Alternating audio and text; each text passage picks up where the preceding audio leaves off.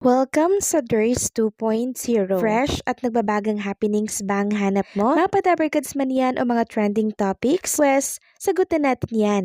Kaya naman isubscribe nyo na ang ating channel para sa mga nagbabagang balita everyday.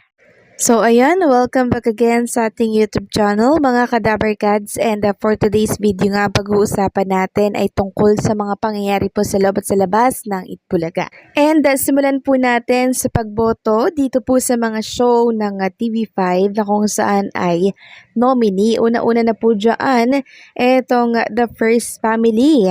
So ito po ay last day voting na ngayong December 31, 2024 ha. Kaya sana makaboto po kayo mga kadabarkads. Sabi nga dito, The First Family is one of our nominees on Best Weekend Trip Linggo Show of the Year. Paano po bumoto? Simple lang, just interact with the show you want to vote. React in a reaction are acceptable. 50 points per reaction, comments. Unlimited comments is accepted, 10 points per comment. Share, unlimited share is accepted, 100 points per share.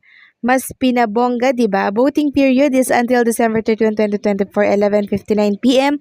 So, bumoto na. So, pumunta lamang po kayo dito sa page ng Kapatid Insider and iboto nyo po ang gusto nyong show. Unahin nyo po ang The First Family.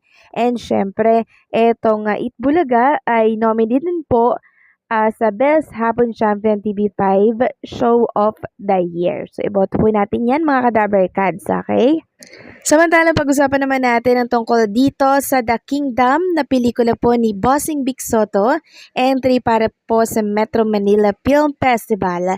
So kinagagalak ko lang po mga kadabarkads na ibahagi sa inyo na ito pong Dong Yan na ay talaga namang nanood ng The Kingdom. Ang Dong Yan, di ba, ay taga GMA. Pero suportado po nila ang pelikula nitong si Bossing Vic Sotto. So natatandaan ko itong si Marian Rivera po ay contract artist ng AAA. Yan pong AAA ay sa APT. Kaya talagang instead na yung Green Bones na suportahan po nila, The Kingdom na produce ng APT, which is kay Michael Tobiera or sa mga Tobiera. So nakakatuwa lang na kahit na si Bossing Vic Sotto ay nasa TV5, hindi po nakakalimot si Marian Rivera, si Dingdong Dantes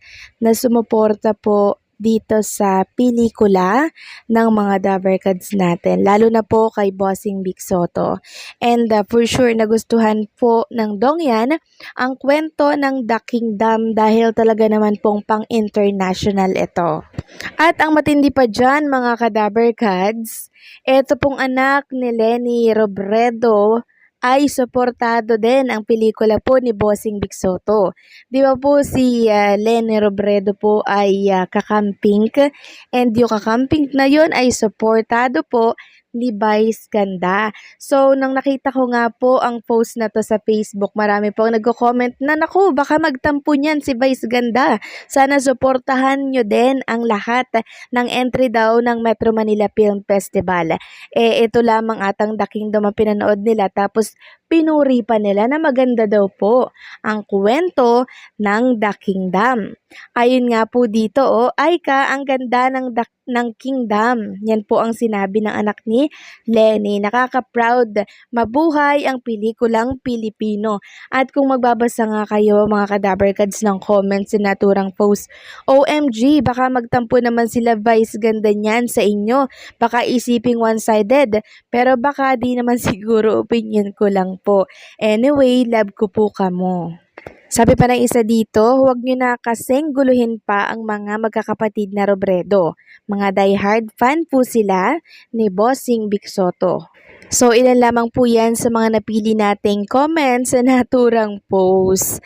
So, talagang maging ang Robredo siblings, talaga naman pong nagustuhan ang kwento ng The Kingdom. Hindi po kasi basta ang kwento ng The Kingdom mga kadabarkads, kaya kung hindi nyo pa ito napapanood, nako po, mag-atubili na kayong panoorin ito sa lahat ng sinihan. Hanggang January 7, 2025 pa naman yan mapapanood sa mga cinema. Kaya naman sana po ay mapanood ninyo ito bago matapos, no? So, nakakatuwa po mga ka-Dabarkads kasi alam naman natin ang Robredo, kakamping, tapos suportado yan ni Vice Ganda. So, instead na yung pelikula ni Vice Ganda yung panoorin nila, suportahan nila, di ba? Itong The Kingdom talaga ang napili nila kasi maganda po talaga yung kwento.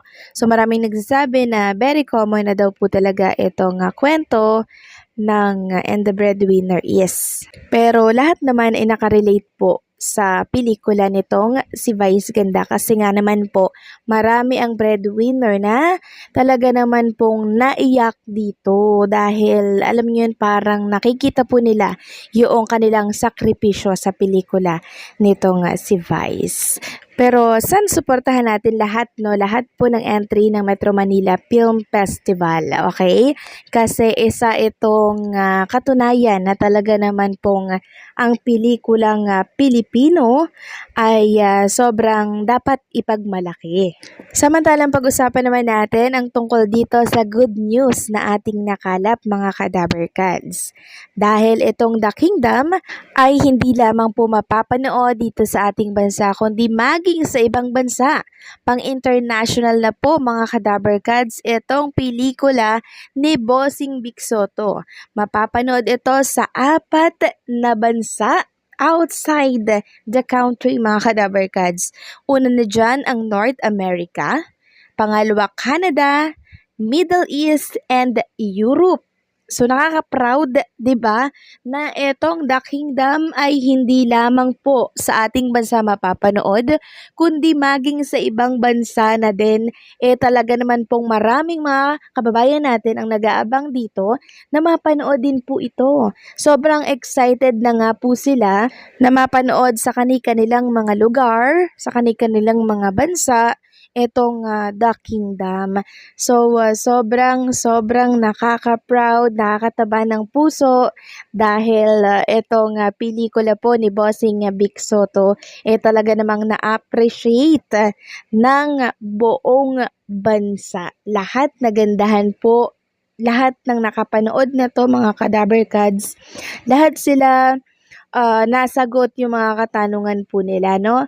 Meron pa nga pong mga nakapanood na medyo, alam niyo yun, parang nadalian doon sa pelikula. Gusto ata nila mas mahaba po nila yung mapanood. Parang napakabilis lamang daw po ng 2 hours.